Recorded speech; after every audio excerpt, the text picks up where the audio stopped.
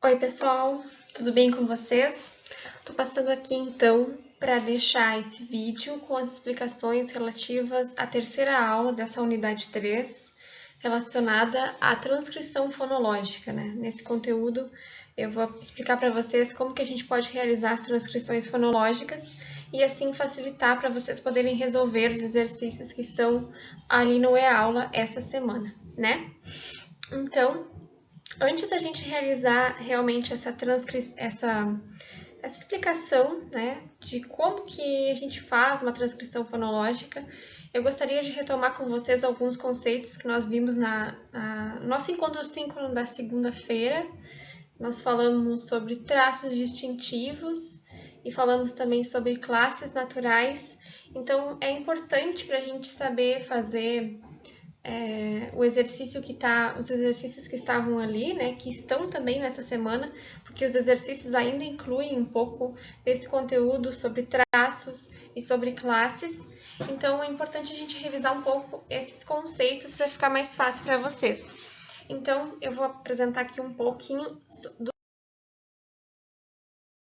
que nós vimos anteriormente. Nós falamos de traços, então, revendo o que são traços, né, gente?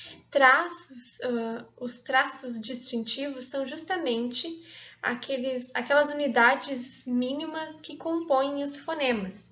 Esses traços, eles são atribuídos aos fonemas a partir de suas configurações articulatórias, né? Então, todo traço que um fonema apresenta como classificação, ele está pautado na sua forma de produção. Por exemplo, se ele é produzido na parte mais anterior do trato articulatório, né? Se ele é produzido na parte mais posterior, se ele é produzido com o vozeamento, ou seja, com a vibração das pregas vocais, ou sem a vibração das pregas vocais. Então, todos mesmo estão relacionados à configuração articulatória. E daí, esses traços, como eu já tinha explicado para vocês anteriormente, eles são como se fossem os ingredientes de um fonema, né?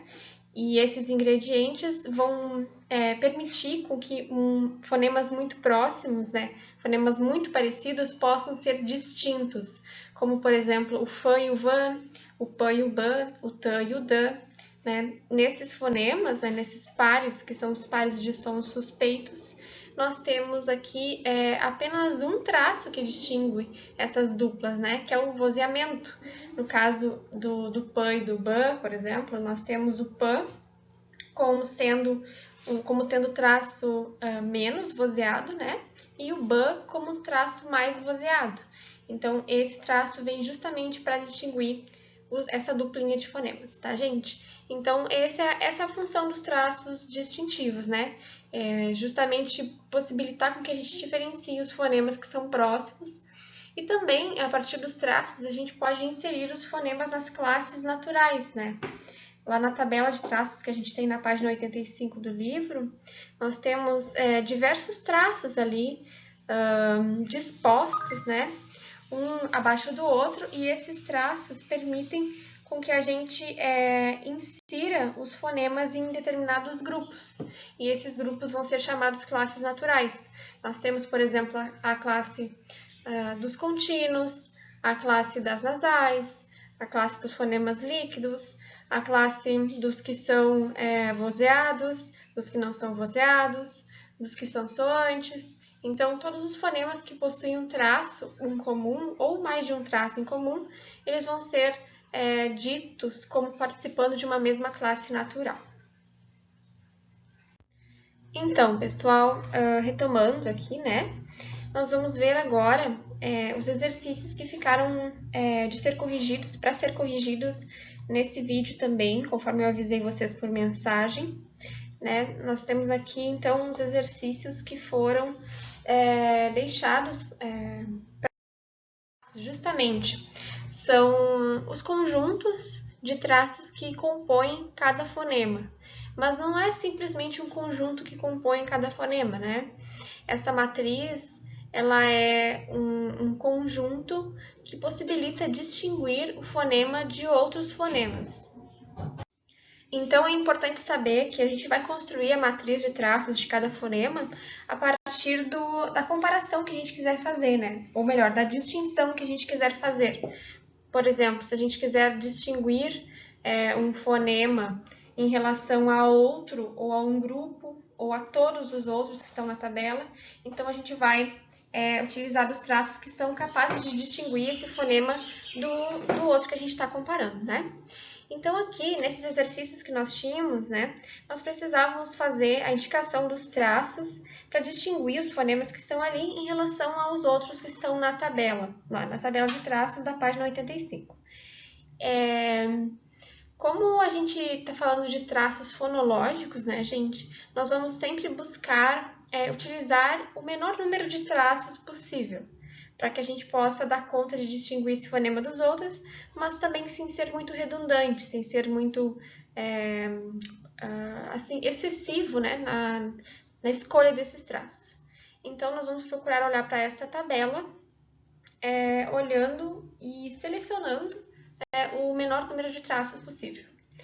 Nós temos aqui, então, 4 fonemas, né? Nós temos 4 sons aqui para serem classificados a partir dos seus traços.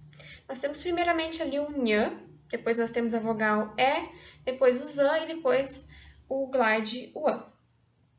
Olhando primeiramente para o nhã, nós vamos ver que ele faz parte da classe das nasais, então isso facilita para nós olharmos para a tabela lá e olhar ele em relação às outras nasais. Porque assim, gente, como eu disse, né, a gente pode escolher todos os traços para ele, né? Desde lá em cima, a gente vai olhar um por um dos traços possíveis e selecionar todos que cabem para ele. Mas como a gente quer ser econômico, né, nós vamos selecionar só aqueles traços que, de fato, facilitam com que a gente compreenda o que é aquele fonema ali, como que ele é articulado. Então, nós vamos olhar ali primeiro para a classe das nasais, né, sabendo que ele é uma nasal. Nós temos 3 elementos, então, para a classe nasal. Então, ali, olhando para a nasal, vamos olhar de baixo para cima, se vocês puderem acompanhar a tabela junto, nós vamos ver ali, em seguida do traço nasal, nós temos o traço estridente, que é negativo para os 3 elementos da classe nasal, né? Tanto para o mã, quanto para o nã, quanto para o nhã, que a gente está vendo aqui. Depois, nós temos o traço contínuo, que também é negativo para os 3, o arredondado, que é negativo para os 3, né?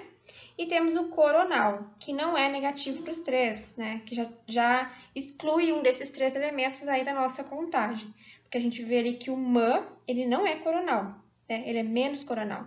Então, nós ficamos só com nã e com nhã. Então, a gente pode seguir, daqui para frente, nós podemos seguir contando, né? Somente o nã e o nhã, porque o mã ele já se diferenciou dos outros dois por meio desse traço aqui, o traço coronal. Aí o próximo traço que a gente for olhar é o traço anterior, né? Que a gente vai olhar é o traço anterior, que está acima ali do coronal na nossa tabela.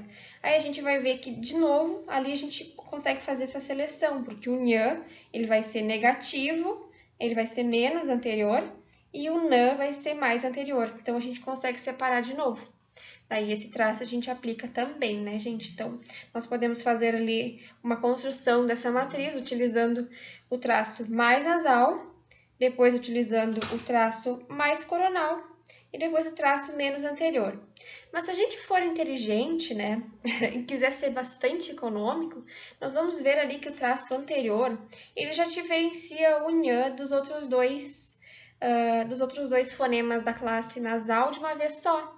Então, a gente pode excluir já diretamente utilizando o traço anterior, sem precisar utilizar o traço coronal, como está aqui na nossa resolução do exercício nos slides. Então, ali também, inclusive, está marcado o traço menos anterior e mais alto. O mais alto também consegue fazer essa distinção, porque se a gente for olhar o traço mais alto lá em cima, nós identificamos que ele também exclui o nhã em relação ao mã e o nã. Então, exclui de uma vez só, né? É bastante econômico. Daí fica a cargo de vocês. Vocês podem utilizar o traço mais nasal, depois o mais coronal e o menos anterior, né? Ou usar o mais alto, que está lá em cima, né? Ou usar somente o mais nasal e usar depois diretamente o menos anterior, sem usar o coronal, sem utilizar o traço coronal na distinção. Então, fica a critério de vocês. Eu utilizaria o traço coronal, mas vocês podem fazer como está na matriz aqui, descrita em vermelho na apresentação, gente, tá bem? Então, é isso aí que a gente vai utilizar para caracterizar o nhã em relação aos outros fonemas que estão na tabela, né? Bom, passamos agora à vogal, né? Ao fonema vocálico E. Aqui, a gente também vai tentar ser o mais econômico possível. Uma coisa que eu queria falar para vocês, gente, que vocês podem também utilizar para facilitar, né, na hora de selecionar os traços para classificar um fonema em distinção a outros, né? É sempre procurar aquele traço que é mais característico do fonema. Por exemplo, se a gente fala de nhã, de mã, de nã, a gente sabe que eles são fonemas nasais, obrigatoriamente. Então, esse traço nasal, ele sempre vai aparecer, tá? Ali, se a gente for olhar, por exemplo, a vogal E, ela é uma vogal prototipicamente baixa, assim como o O. Então, a gente pode utilizar esse traço prototípico, né, para começar a selecionar ele em relação aos traços, aos fonemas que se incluem no mesmo traço. Então, a gente pode pegar diretamente ali, vamos lá na tabela das vogais, nós podemos pegar diretamente esse traço baixo, né, e olhar o que mais que é baixo na tabela e que eu preciso aplicar de distinção, né, para distinguir, para separar realmente o E desses outros fonemas que também são mais baixos. Então, a gente vai lá na tabela das vogais e vai olhar que realmente o E, o A e o O, eles são minoria nesse traço baixo, então a gente já consegue dar uma boa filtrada aqui, né, usando esse traço. Aí a gente vai aplicar o traço mais baixo na vogal E. E depois nós vamos utilizar também dos outros traços para selecionar ele em relação ao A e ao O, que são mais baixos. Ali a gente vai olhar o recuado, que está logo em seguida do traço baixo, e esse traço já exclui os outros em relação ao E, porque o E é menos recuado, enquanto o A e o O são mais recuados. Então, se a gente colocar ali mais baixo e menos recuado, a gente já consegue identificar que nós estamos falando da vogal E. Também é interessante pensar, gente, assim, ó, que esse traço baixo, né? Se a gente tem um fonema que é mais baixo, ele vai ser sempre um fonema vocálico, porque nós não temos nenhum fonema nasal lá em cima com traço baixo, tá? Então, aí vocês podem dizer assim, tá bem, Aline, mas como é que a gente vai separar, né, o E dos outros fonemas vocálicos, dos outros fonemas consonantais, se eu não marquei o traço mais silábico, que é o traço que indica que é uma vogal. Daí, justamente, o que eu falei para vocês, a gente tem o traço baixo, porque esse traço ele já indica diretamente, né? Como eu disse. Se ele é mais baixo, vai ser sempre uma vogal, porque lá na tabela das consoantes, todas as consoantes têm o traço menos baixo, tá bem, gente? Então, isso já ajuda. Depois ali nós temos, então, o fonema Z, né? Para fazer essa distinção em relação aos outros fonemas, construindo essa matriz de traços. O Z, como a gente pode ver, nós utilizamos um pouco mais de traços para que a gente possa identificar ele em relação aos outros. Daí vamos olhar então o Z desde cima, lá na tabela, tá? Olhando ali, tá? Todos os fonemas do primeiro traço são silábicos. Todos os fonemas no segundo traço, são menos silábicos. Todos os fonemas no segundo traço ali, que é o consonantal, são mais consonantais.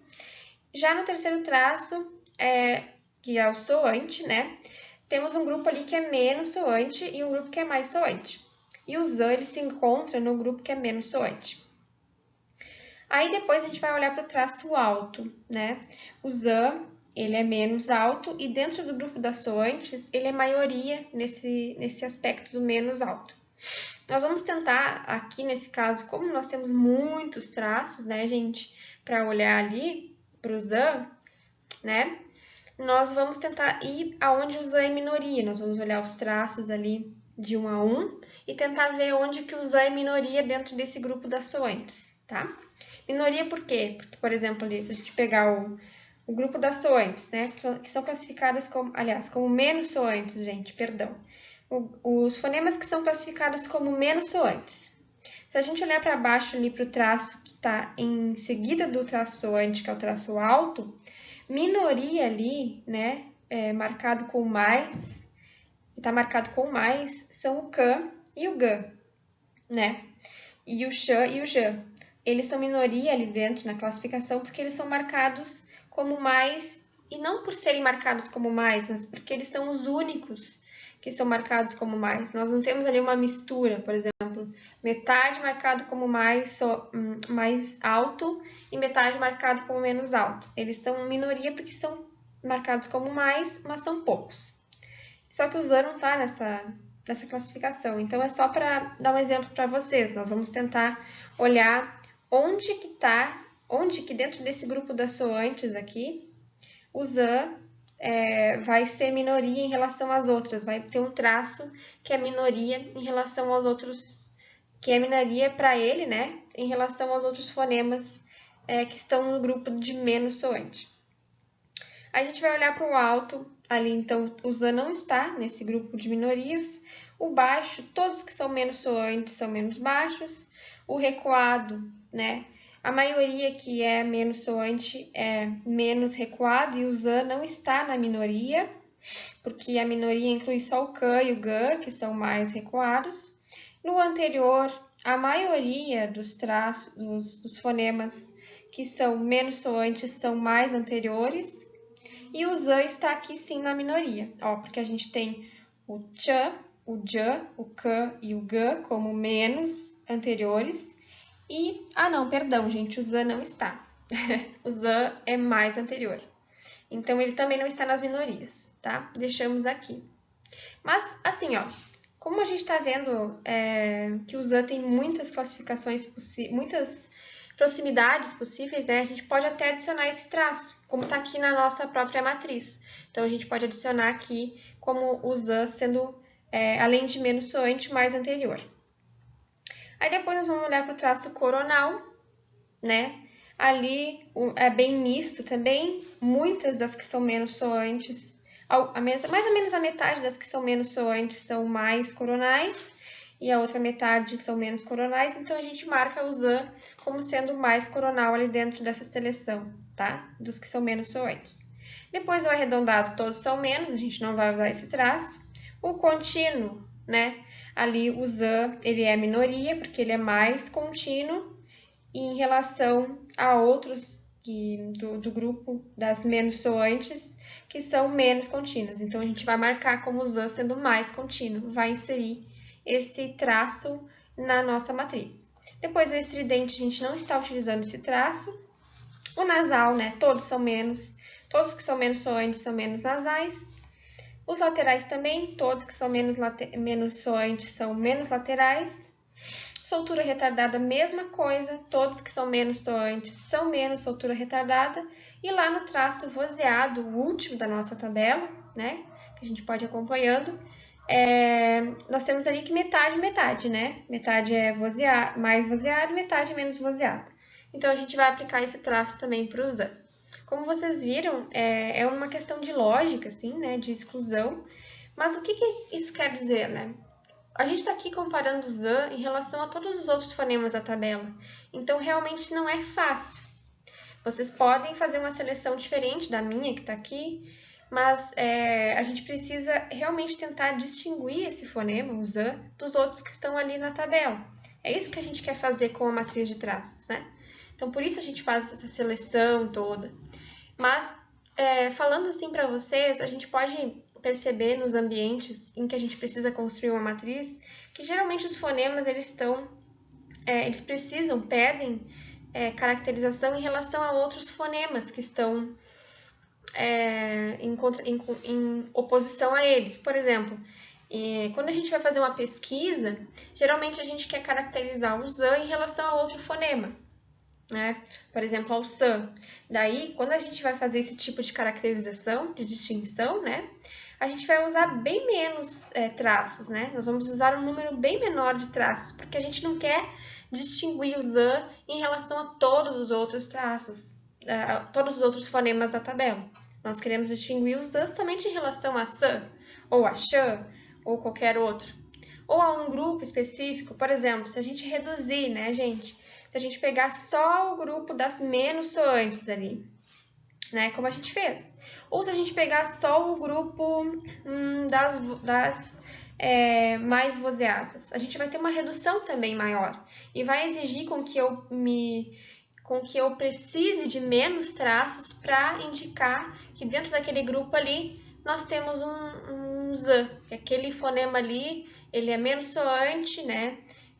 Que ele é mais vozeado, enfim, que ele é o Z. Nós estamos falando do Z, né? Então, é uma questão de comparatividade, assim, que a gente precisa ter para poder selecionar esses traços, tá? Então, nós vamos passar agora para o último, para a letra D, né? Para o UA. Lá na nossa tabela das vogais, então, está o UA, essa semivogal, né? O glide. Então, se a gente for olhar ali, o UA, ele é o único que é menos silábico dentro da tabela das vogais. O único não, perdão, ele é parzinho com o ian. Então, nós vamos usar ali o menos silábico para marcar que o ian ele não é silábico, né? Ele se diferencia das vogais. Então, a gente aplica o traço menos silábico, né? Depois a gente aplica o menos consonântico também, porque ele também não vai ser consonantal, né? Ele tá aqui apesar de ele não ser uma vogal, né? De ele não ser caracterizado como vogal, porque ele não é marcado como silábico, ele não é uma consoante. Então, ele não é nem vogal nem consoante, ele é uma semivogal. Então, a gente vai utilizar o traço menos consonântico também para marcar esse UAN. Depois, nós temos lá, em comparação ao IAN, né? Os dois são soantes, os dois são altos, os dois são menos baixos, e no traço recuado, somente o AN é mais recuado. Então, a gente vai aplicar o mais recuado na matriz para distinguir o AN do IAN, tá, gente? E aí, fechamos a matriz de traços do UAN.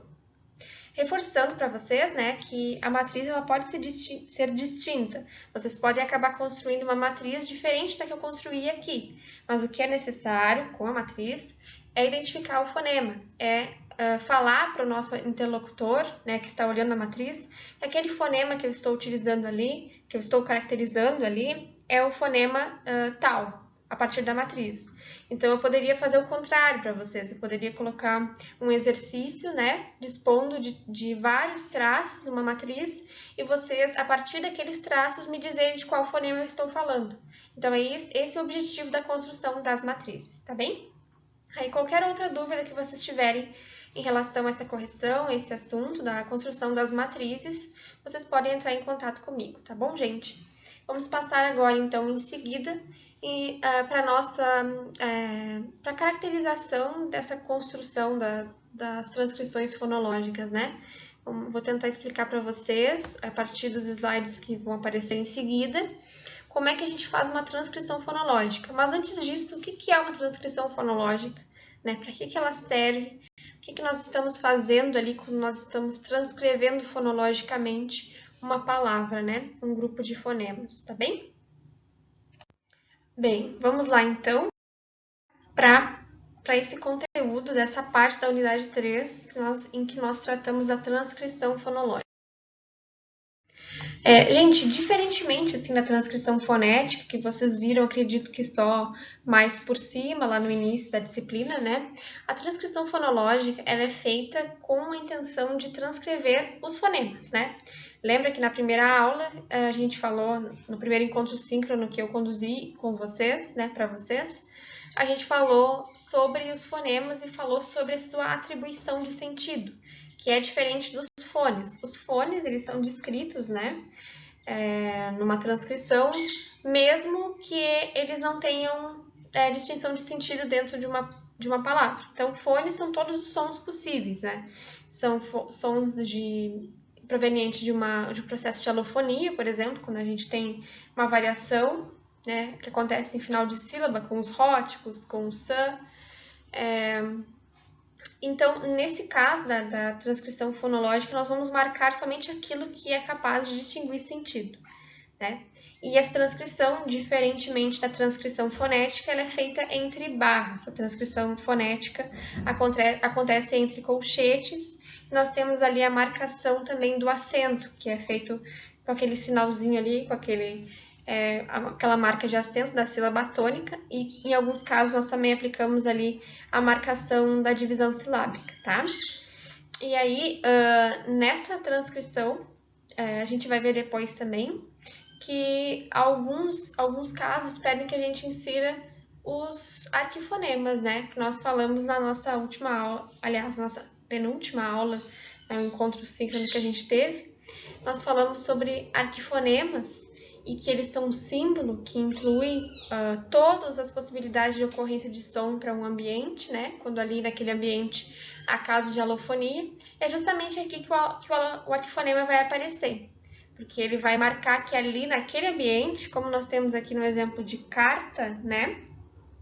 Ali naquele ambiente pode haver variação, podem ocorrer diversos sons, não só um som específico, e mais que essa diversidade de sons que acontece ali, que ocorre ali, né? Eles não mudam o sentido da palavra. Então, essa função do arquifonema aqui na transcrição fonológica. Então, como eu acabei de falar para vocês, essa escolha do falante, por exemplo, se eu falo carta, ou se eu falo carta, ou se eu falo carta, né, com o TEP vibrante, né, no que a gente tem essa variabilidade de falares do português, por exemplo, essa escolha do falante, né, que não muda o sentido da palavra, ela não é marcada. Então, ali nesse ambiente se utiliza o arquifonema, como a gente tem ali marcado com esse R maiúsculo, né? Essa indicação de arquifonema, então. Daí depois, para a gente poder ver melhor como é que funciona essa transcrição fonológica, eu vou apresentar para vocês aqui alguns exemplos de transcrições fonológicas. Mas além disso, lá nas páginas finais do capítulo que vocês leram, né? Ali onde fala de transcrição fonológica, na página 89, 90, 91, 92, do livro da professora Isabel e colegas, nós temos vários exemplos de transcrição fonológica. Então, a gente pode se utilizar também desses exemplos que nós temos lá para poder ter por base a nossa transcrição. Ver como é que está transcrito ali. Nessas exemplificações, nós temos transcrições fonéticas e fonológicas, né? Mas a gente vai utilizar como exemplo as que estão entre barras, que são as transcrições fonológicas. Então, a palavra aqui de exemplo para vocês é justamente vocês, né? Nós temos ali a transcrição, primeiro do van, depois do o, depois do san, depois o E, e aí em seguida nós temos uma marcação de arquifonema, ali em letra maiúscula, justamente porque esse san, ali no final da palavra vocês, ele pode ser produzido com mais de uma forma, né? Sem mudar o sentido da palavra. Ele pode ser vocês, pode ser vocês, né? Pode acontecer de ocorrer ali uma semivogal, pode ser vocês, né? Então, a gente tem várias possibilidades de ocorrência. Daí, utilizamos o arquifonema para marcar essa variabilidade ali, esse contexto de variação. Depois, nós temos o canto, palavra canto, marcamos o can, depois o fonema a, depois nós temos um arquifonema, um n, né? E esse arquifonema, o n, ele vai aparecer porque, em muitos casos, nós temos uma possibilidade de produzir também uma vogal nasal, em vez de ter o n, né? Em vez de ter a consoante nasal em si. Então, nós teríamos uma produção canto, né? Então, não aconteceria um som além da vogal A, né? Nós teríamos só essa vogal e ela receberia a carga nasal, a carga de saída do ar pelo nariz, né? Não teríamos essa consoante depois da nasal. Então, na verdade, na produção do canto, nós já temos ali, se a gente for produzir a palavra canto, nós temos justamente essa produção do A, né? Ele vai ser diferente de um outro A que não tem uma nasal na frente, né? Que não tem um fonema nasal na frente. Mas, de todo modo, a gente vai marcar, né, esse arquifonema porque ali a gente tem essa possibilidade de ocorrência da vogal nasal também. E também, gente, porque em alguns casos a gente tem a variação do nã e do mã, né? Ali no nã, por exemplo, a gente tem essa produção do nã, dessa nasal nã, porque ali nós temos uma vogal, um fonema na frente do nã, o tã, né? Que propicia um ambiente de produção do nã. Aí há uma certa discorrência, né, sobre uma discorrência teórica, assim, sobre essa variação, que ela também está ali presente na própria escrita, né, quando a gente compara campo, por exemplo, a canto, nós temos a modificação do mã antes do pã, em relação ao nã antes do tã, ou antes do dã. Por quê? Porque se a gente for falar, por exemplo, de ponto de articulação desses dois fonemas, o ponto de articulação do mã é o mesmo ponto de articulação do pã, é bilabial.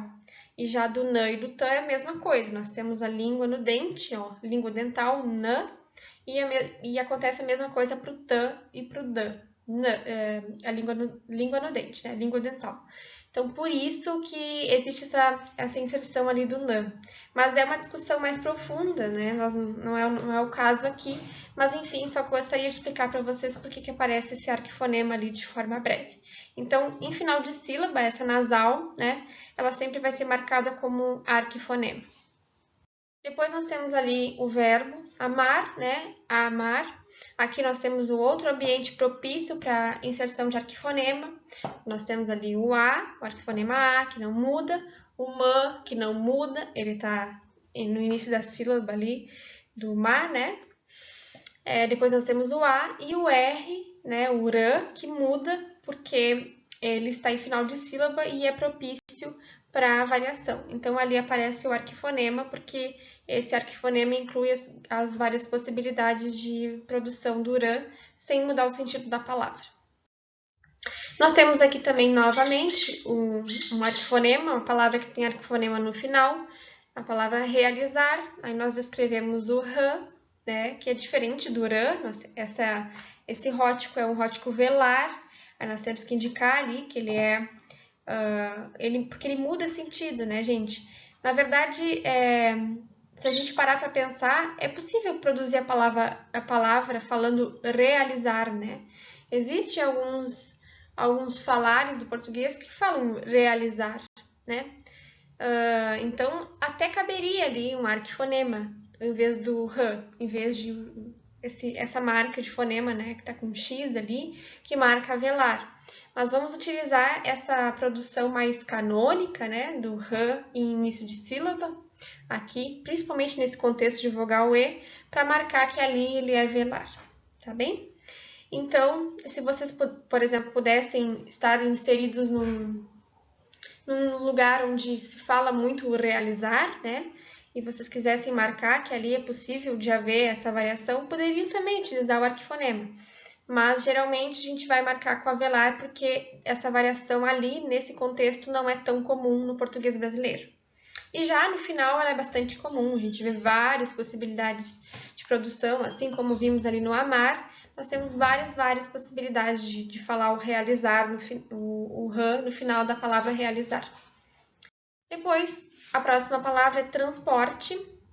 Aqui nós temos, novamente, ali o arquifonema, o nasal, representado após a vogal, porque ele está em final de sílaba.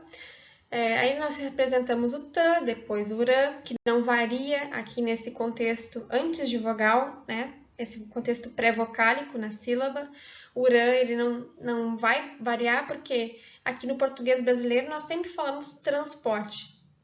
Transporte, ele sempre vai ser rã quando ele estiver nessa sequência, por exemplo, dã, rã, né? Ou tã, rã, ou pã, rã, né? Ou bã, como na palavra branco.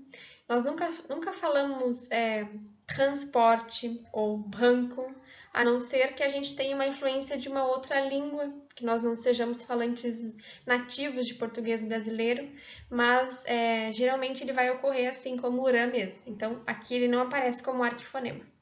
Depois nós temos ali o fonema A, depois arquifonema, depois o sã também como arquifonema, porque pode ser produzido como transporte, por exemplo, né?